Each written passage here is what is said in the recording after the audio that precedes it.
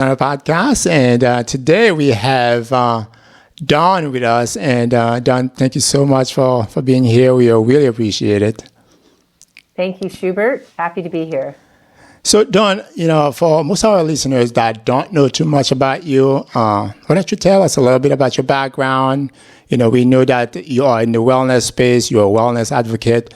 Why don't you tell us a little bit about your background? How did you get started in that field, and what brings you to become a wellness advocate? Yes. So I have 4 children, and I have been, I would say, had an entrepreneurial spirit for a very long time. I was in sales right out of Boston College and helped my husband with a family-owned business and sold business forms for a national manufacturer. And then I had my children. I have 4 children, and I had 3 autoimmune diseases that were incurable, and I was forced to learn about alternatives when you're dealing with health issues, when the doctors really can't do anything for you. Right. And that's when I started learning more about alternative, holistic ways to treat the body. And and that's how I also became familiar with hemp wellness. Gotcha. And what about being an entrepreneur? I mean, does that run in your family?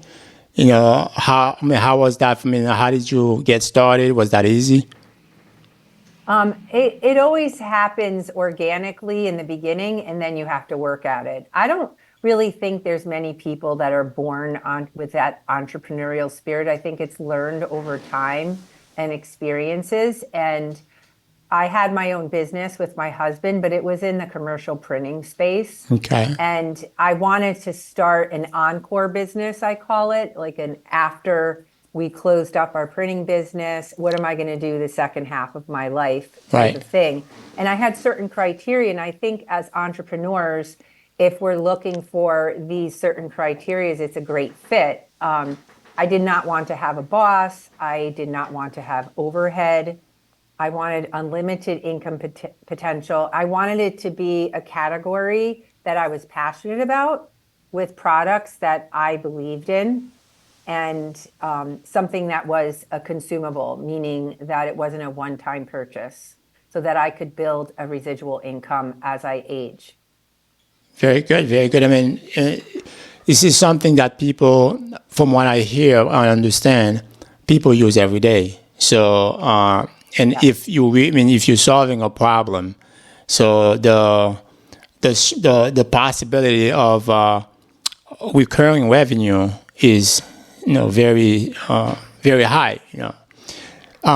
How's that been for you since you started? Would you say that being a business owner, being a wellness advocate, from your journey, would you say it's been positive? How has that impacted you so far? Since you've been in that realm, being a business owner and also a wellness advocate? I think first and foremost, it's really personal development. Whenever you step into that space where it's really all on you, you really can't make excuses when you're an entrepreneur and you don't have the boss over you telling you what you have to do and the quota. Right. So that personal development is, I would say, the biggest factor.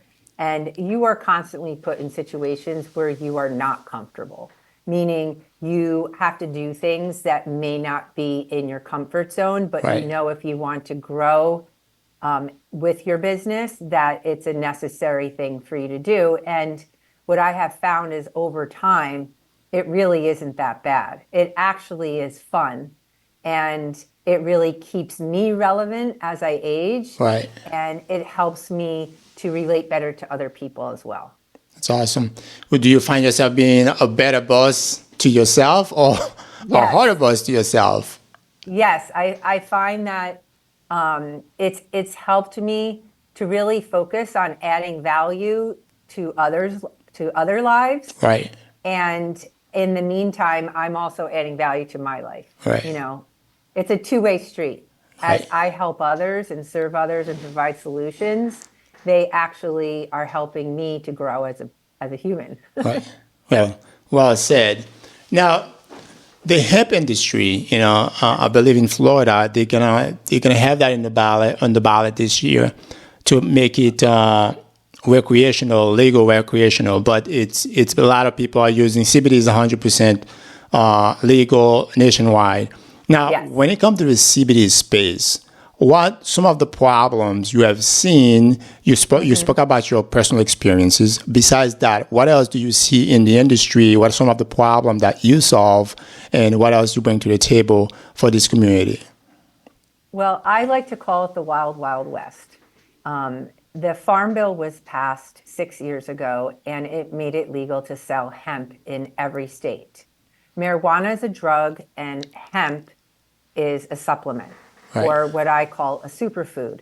So what I found that what the reason why I call it the wild, wild west is because when anything is new, and the second factor, the fact that it's unregulated. Right. So drugs are regulated in our country, food's regulated, but supplements are unregulated. Right. So the biggest challenge is really educating people, the consumer, so that they can make informed decisions and to really speak into misinformation out there. Yes, Right. it is cannabis, but there are different plants. It's kind of like they're cousins. You have the marijuana plant and you Right. have the hemp plant, and they both are very different. One is intoxicating and one is a superfood.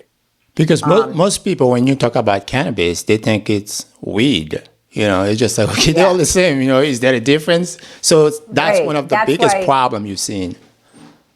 Exactly. And I think that there's a knee jerk response. I get one of three responses. Oh, no, thanks. I don't want to get high. Or I tried it, it didn't work. And the third response is I really have no idea what it is and what it does.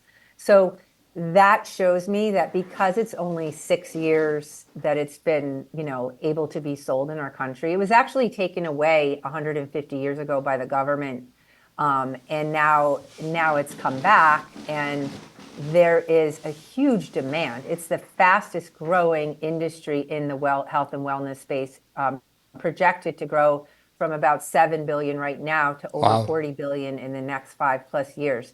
So you're finding the people that are investing and have the money, they're investing in hemp farms Wow. because it's in 5 years from now, every home will have hemp-based products for their pets, for grandma, for the toddlers. It's just an easy thing for people to consume every day and help them stay in balance. Wow. It's like we go through cycles in our country. We had the Yeah, dot-com boom, we had the gold rush, and now it's the hemp CBD. rush. Hemp, that's the new thing. Now, Green Compass is the company you are affiliated Yes, with. You partner with them, and they are known to have commitment to high quality products, yes. organic products. How did you get involved with them? How did you find them, and how did you pick them to be your partner in that realm? That's a great question. With an unregulated industry, there's a lot of misinformation, and sometimes it's really hard to navigate through the weeds, no pun intended. But Right, um, the point of saying that is that I have learned to look for certain signposts in the health and wellness in space of what is really non-negotiable when looking at unregulated industries. right, And the way I found Green Compass was I was using CBD, but the quality wasn't quite what I had wanted, but there really wasn't a lot to choose from. And when I found Green Compass almost 2.5 years ago, they checked every box. wow, And so here I call it the high five. So what you're looking for is you have to have organic, non-GMO, certified organic, non-GMO hemp. And the reason why is because it's a scavenger plant, it's a mop crop. It was used to clean up Chernobyl, and it is used in China to clean the environment. It's a great remediator plant. wow. So it can clean out toxins from the soil, the air, the water, the environment. And if you are using a product that's not certified organic, all of those residual chemicals and pollutants will be in your product and eventually in your body. Wow. 90% of the products that are being sold in the United States are coming from plants that were used to clean the environment, specifically from China. And we call those the stems and sticks. That's the second thing. You want to only be using the flower, not the stems and sticks. The flower is the purest. And the reason why you want the flower is because of the extraction process. It can be the safest. When extracting the cannabinoids, which there's over 100 in the hemp flower, Right. you want to use a CO2 extraction, which is the safest. It's also more costly, of course. Okay. But if it's not the flower, you have to use harsh solvents like acetone, butane, and those trace things will be in your end product as well. Wow. The third thing is you want full transparency. In any unregulated industry, you want to have a certificate of analysis, or COA, which comes from a third-party lab-tested source, not owned by the manufacturer.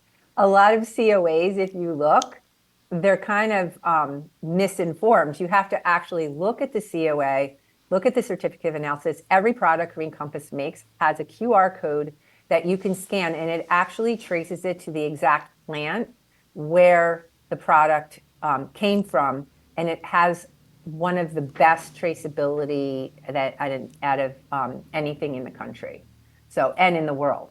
So, and finally, the fifth thing is you want to look at the type of farming, not only certified organic, non-GMO, but you want it to be vertically integrated. And Green Compass is one of the only truly vertically integrated brands, which means that they own everything: the farms, the soil, seeds, growth, the production, the extraction, the labs, the bottling, packaging, and the shipping. So they own the whole process. We also are in the functional mushroom industry as well. And it's the same things apply with the functional mushrooms, which is also unregulated. Wow. And the functional mushroom, how different it is it from the CBD? What's the major differences between the two? Some of the similarities are that you have psychedelics, which are drug related, whereas I always say functional mushrooms because those are foods. They're mushrooms that you can buy in the grocery store. And what makes Green Compass's products different is that it's a mold-free environment. It's a controlled environment. You cannot control mold on a homegrown mushroom. Right. The layperson really, it's nearly impossible to do that.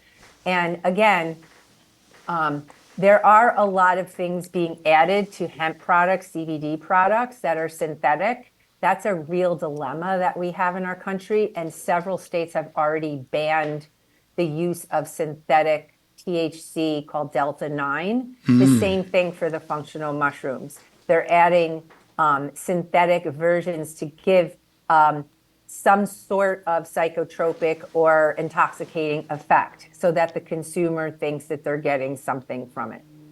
Wow. So as you said, it's the Wild Wild West.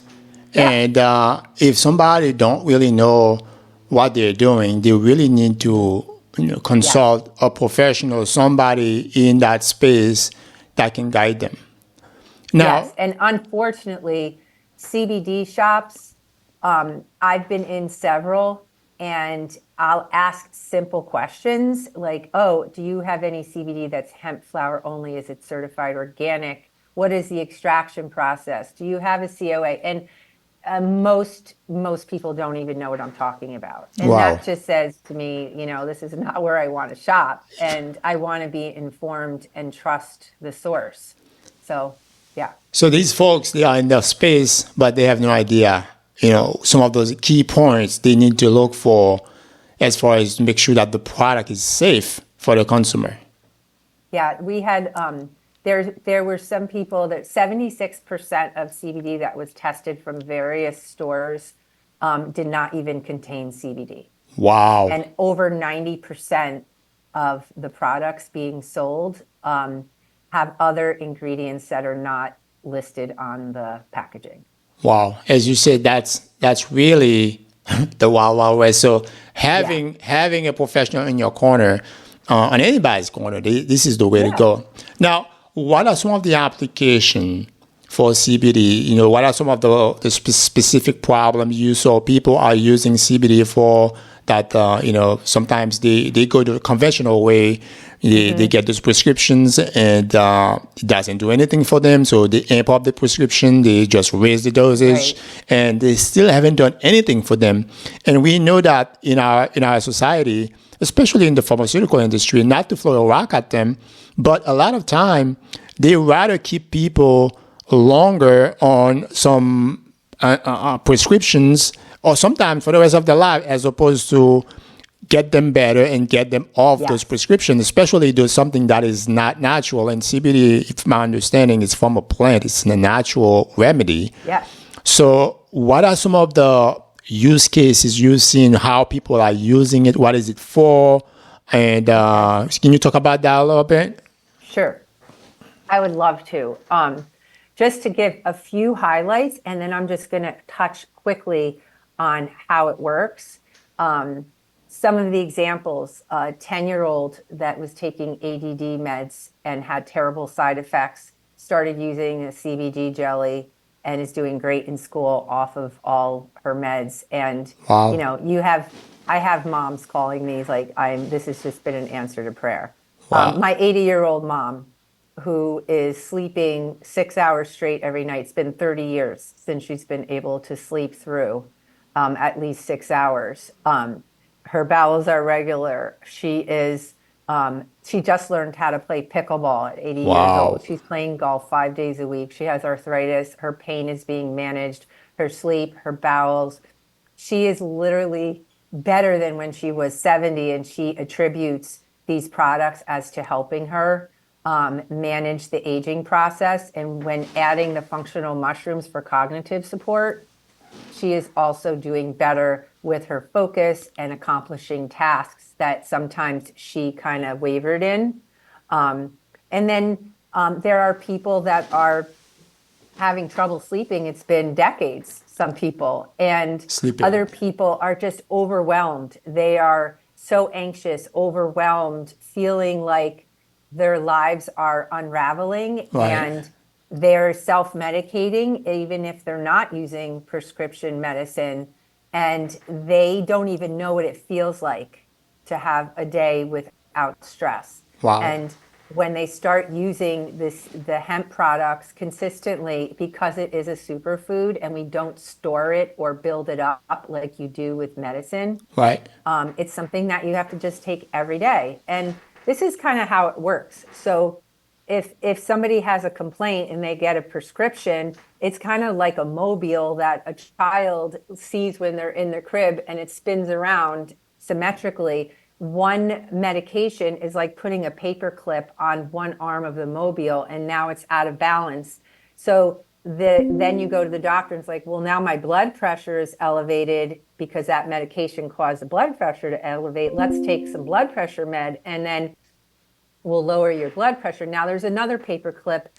Before you know it, there's 4 different paper clips or more on this mobile, and it cannot even turn in any way. And that's what we're finding with the medicine that a lot of people are taking. So what CBD does is your body has an endocannabinoid system that I was going to ask you about that. Your body. Yeah, we abbreviate it with calling it ECS, so endocannabinoid system. This was not discovered by scientists until 1992. Wow. This is so new that only 17% of medical schools are actually teaching doctors that we all mammals have an endocannabinoid system. We have receptors